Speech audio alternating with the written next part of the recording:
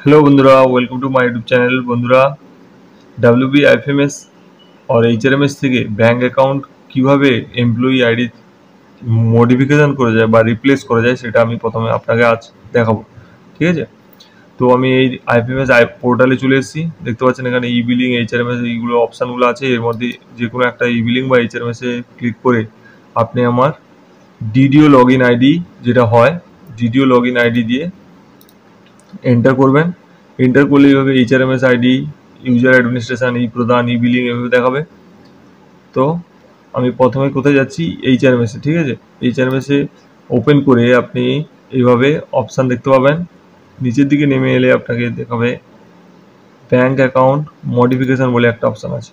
দুটো এখানে এর ভিতরে আবার দুটো অপশান আছে দেখতে পাচ্ছেন। একটা আছে replace by own bank account, নিজের ব্যাঙ্ক অ্যাকাউন্ট দিয়ে রিপ্লেস করার জন্য, আর একটা আছে অন্যদের ব্যাঙ্ক অ্যাকাউন্ট রিপ্লেস করার জন্য।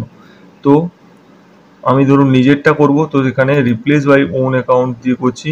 আর বাই আদার্স অ্যাকাউন্ট এটা হচ্ছে যারা কখনো মারা যায় বা টার্মিনেটটা হারিয়ে যায় এইসব। ঠিক আছে, ডেথ কেস, সেই সমস্ত কেসে তাদের যে পারিবারিক সুবিধাগুলো GPF, GIS এইসব দেওয়া হয়, সেই ক্ষেত্রে এমপ্লয়ি যে মারা যাওয়া বা হারিয়ে যাওয়া এমপ্লয়ির বদলে তার ফ্যামিলির যিনি আছে তাকে দেওয়া হয় এইখানে দিয়ে, এই অপশানটার মাধ্যমে। তো প্রথমে দেখতে পাচ্ছ এখানে আমার নিজের ব্যাঙ্ক অ্যাকাউন্ট আমি মডিফিকেশন করব। তো আমি এখানে প্রথমে এইটা ক্লিক করে HRMS আইডিটা এখানে দেব। দেখতে পাচ্ছ আমার নাম আর আমার আইডি চলে এসে, এটা সার্চ করব। এইভাবে আপনাকে দেখাবে কি আমার নামের সঙ্গে কি কি ব্যাঙ্ক অ্যাকাউন্ট ডিটেলস ইয়ে হয়ে আছে, কি বলে ট্যাগ হয়ে আছে সেটা দেখাবে। ঠিক আছে, প্রথমে আমি ধরুন এই অ্যাকাউন্ট নাম্বারটা আমার এই ব্যাংকের অ্যাকাউন্ট নাম্বারটা আমি চেঞ্জ করব। তাহলে প্রথমে আমাকে কী করতে হবে, এইটাকে আনচেক করতে হবে। ঠিক আছে, দিয়ে এটাকে সেভ করতে হবে। তারপরে দেখুন এখানে এই সবুজ কালারের একটা অংশ দেখাচ্ছে tag a new bank account details. এখানে ক্লিক করলে এখানে বেনিফিশিয়ারি নেম দিতে বলছে। এবার আমার এই নামের পাশে এই নামের সঙ্গে এই অ্যাকাউন্টটা যেমন যোগ আছে, তেমনই আপনাকে প্রথমে কি করতে হবে, ই প্রদানে যেতে হবে। ই প্রদানে গিয়ে এই দেখতে পাচ্ছেন বেনিফিশিয়ারি মাস্টার্সের মধ্যে দেখবেন। ঠিক আছে, বেনিফিশিয়ারি মাস্টার্স বলে আছে।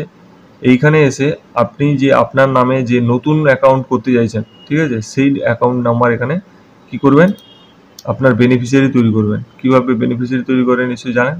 তো এটা করে আপনি সেভ করে দেবেন। সেভ অ্যান্ড অ্যাপ্রুভ করে দিলে আপনাকে HRMS এ এই জায়গাটাতে এইখানে যখন আপনি আপনার নাম, এই নতুন অ্যাকাউন্ট, এই লেখা আছে tag a new bank account details, এইখানে যখন আপনি আপনার নাম টাইপ করবেন, ঠিক আছে, এইখানে আপনাকে দেখিয়ে দেবে ব্যাঙ্ক অ্যাকাউন্ট ডিটেলসটা।